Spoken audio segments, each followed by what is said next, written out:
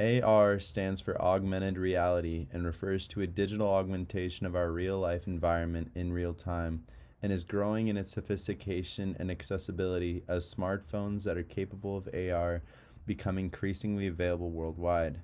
VR, on the other hand, is a completely computer generated environment that the user is immersed in using a virtual reality headset or helmet.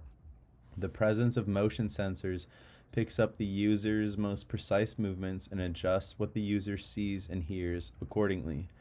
A set of special controllers in each hand then enables the user to receive feedback from this virtual environment and interact with it.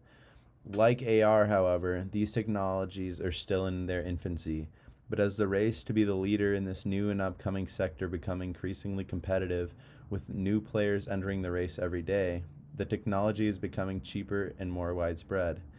New advancements are being made more and more frequently now as we inch our way closer to a world where VR and AR open the door to a seemingly endless array of new possibilities in almost every sector.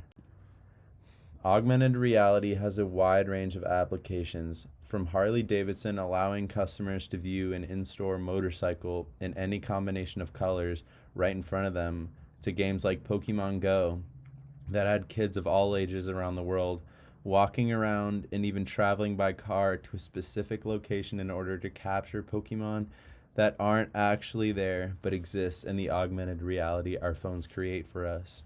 However, as augmented reality becomes more sophisticated in its capabilities, we could see new sectors find a way to incorporate AR into their daily operations. One such sector is healthcare.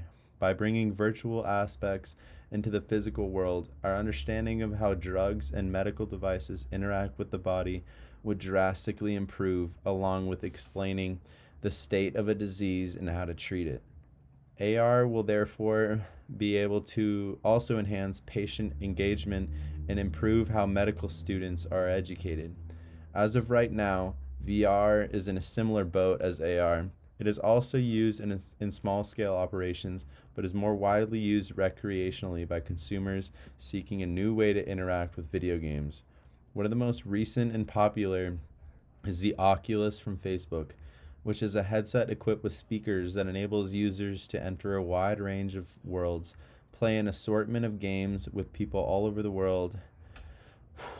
However, the ability to be transported into any location, real or virtual, and interact with it is an advantage that many practices will be able to make use of.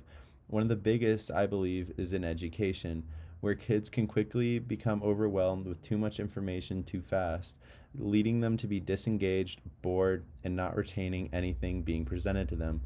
VR would transform the way that information is delivered to students by enabling them to be immersed in what they're learning about and interact with it in a way they just can't in a classroom.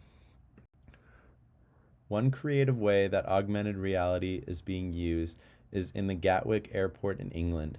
In order to ease the burden of airport traffic for vacationers and business travelers alike, a team in Gatwick launched a new passenger app that provides personalized, real-time updates, gate information, and check-in and security queue times straight to the passenger's smartphone.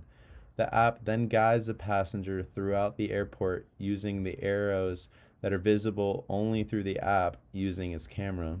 This innovation has cut the amount of time passengers wait around and has changed the way people navigate the airport in order to get people where they need to be quicker and more efficiently. The auto industry is an industry that is slowly adopting augmented reality into their operations. One company in particular that could see a lot of benefits with the implementation of this technology is Volkswagen.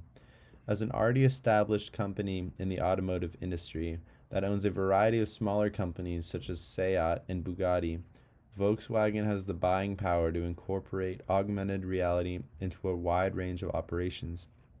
One opportunity for them is to enter the rapidly increasing market for electric vehicles. Using augmented reality, they would be able to run extensive tests and physical trials in order to better understand them and potentially bring something new to the market. The only threat would be in the American market, where there's already a few big players in the electric automotive industry.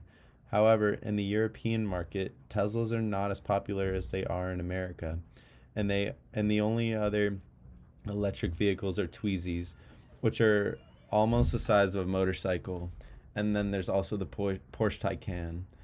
Therefore, there's room for a mid-market affordable electric sedan or even an SUV in Europe, and with Volkswagen brand name and influence, they could become one of the front runners in an emerging market in Europe with a huge potential for growth. Predicting when the mass adoption of augmented reality and virtual reality will be is very difficult to do, as the increasing role of both of them play in our society depends on a wide range of variables. For example, how fast the technology's capabilities will increase relies on how much demand there is for it, and if people want to spend the time and energy learning about it. However, if this increase doesn't occur fast enough, the prices of AR and VR technology will remain as high as they are right now and will only be able to be accessed by a specific market segment. We also aren't really sure yet how far we can take this technology. Therefore, the more we learn about it and what this technology is capable of and how we can use it, we will get a better idea of where we are right now in the evolution of virtual reality. Until then, affordability stays at the forefront of what is preventing people from getting familiar with this new and exciting technology. Sierra Leone has been fighting an uphill battle ever since a civil war left their physical and social infrastructure in shambles. The violence destroyed most homes, cities, and even roads, making transportation within the country increasingly difficult. This has led to a plethora of problems in its own right, as access to healthcare and food markets are harder to come by, deserting the people of Sierra Leone to their own villages. However, augmented reality would enable aid groups and the government of Sierra Leone to create a virtual map of the afflicted areas. Being able to have a broad picture of what exactly is wrong and being able to see beneath all the rubble would allow the mission of what exactly needs to be done to become much more clear. They would then be able to tweak this map in this augmented reality to see what they could add or what they could take away and how this would affect the real life and environment before they do anything. This would also allow them to navigate around these fragile environments and ensure that they are taking the best course of action available to them, which would also reduce costs in a tight Sierra Leone economy.